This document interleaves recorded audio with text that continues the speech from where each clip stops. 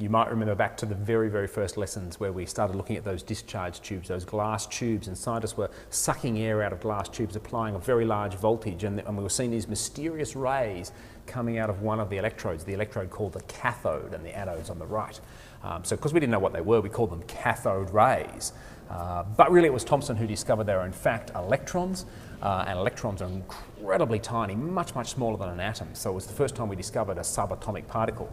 And then we worked out that with these tubes, these discharge tubes, we could manipulate this flow of cathode rays, this flow of electrons, to be able to do some cool things with them. And in fact, all modern electronics comes from manipulating electrons. And the first place that we learnt to manipulate electrons is in a device like this, which is a bit like a discharge tube with one small difference. Instead of just having a piece of metal here as the cathode and having to have a lot of voltage to rip the electrons out of that metal lattice, we actually provide a very thin piece of wire, just the filament in a light globe effectively, and we pass a current through that to get that red hot or orange hot. That thermal energy is enough to be boiling off electrons out of the metal. They then sort of fall back on the metal and condense, if you like, back on the filament, then boil off again, just like water boiling in a kettle, basically. So you end up with this cloud of these little electrons kind of boiling around, and they're there because of the thermal energy, hence the name thermionic devices, because they rely upon thermal energy to do that. So now we've spent some energy to rip them free of the metal. It's only going to require a much lower voltage. Remember, those discharge tubes were tens of thousands, hundreds of thousands of volts to accelerate them. We're talking a much lower voltage. So there's two circuits, one circuit up here just with a small amount of current, probably a couple of amps running through it just to heat up our elements to provide that thermal energy. And then we need a voltage. It's still a pretty high voltage. 90 volts is still pretty high, but it's much less than it was before, to provide our electric field, which is going to accelerate our electrons across here to the anode. They're going to land on the anode, of course, and they're going to push all the electrons. Remember, this is already full of electrons, and basically the job of a battery is to suck electrons off the positive terminal and deposit them on the negative terminal. And so we're going to end up with this current flow in this direction here. Okay, now that's interesting, but not particularly exciting. What happens if we swap this field here?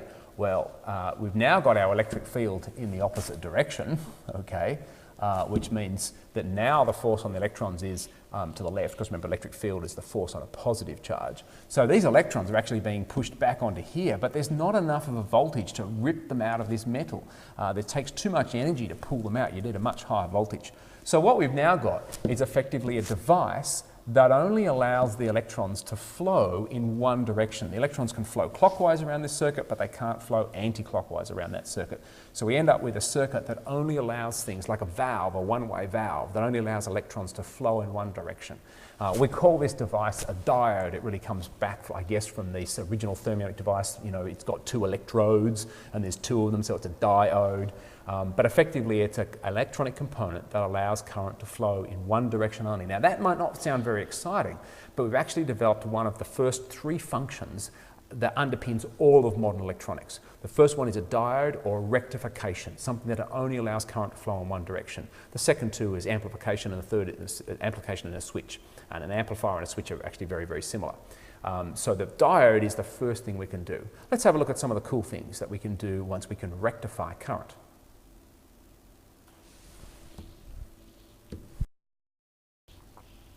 So we're going to look at what these thermionic devices, these diodes, no, I think I'll go to the next screen.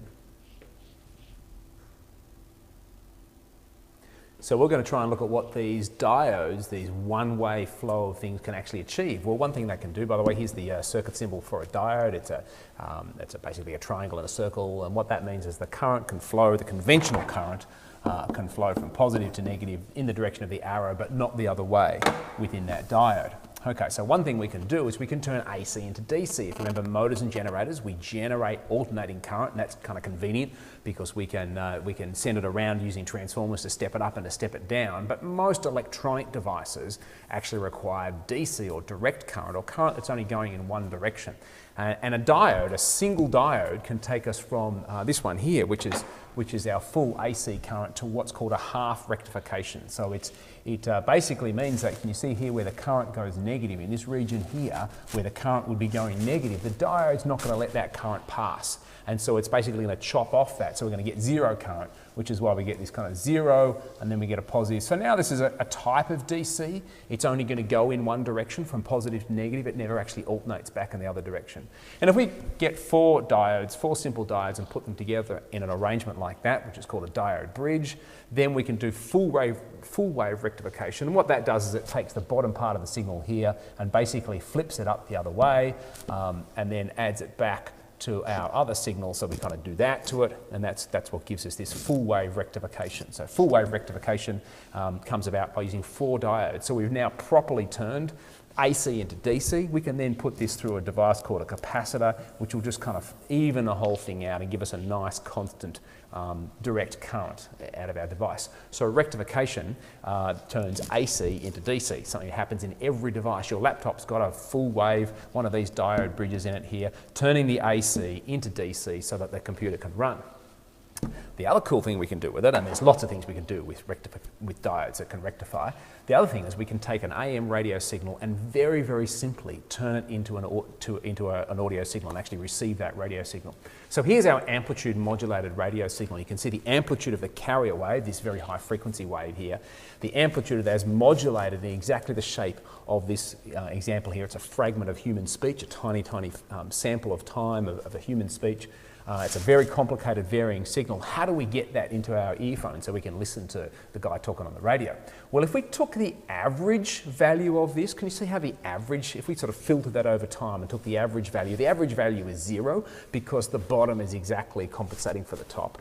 If we could get rid of all of the negative going part of this signal, if we could just rectify the signal like that, and now if we take the average value of that signal, now we've got a signal that varies over time in exactly the same pattern as that original sample of speech. We stick that into an earpiece and we can actually hear the guy talk. So you can actually build an AM radio with effectively 3 components. 2 components involved in the aerial, tuning into the carrier wave that you want, and the third one is a diode.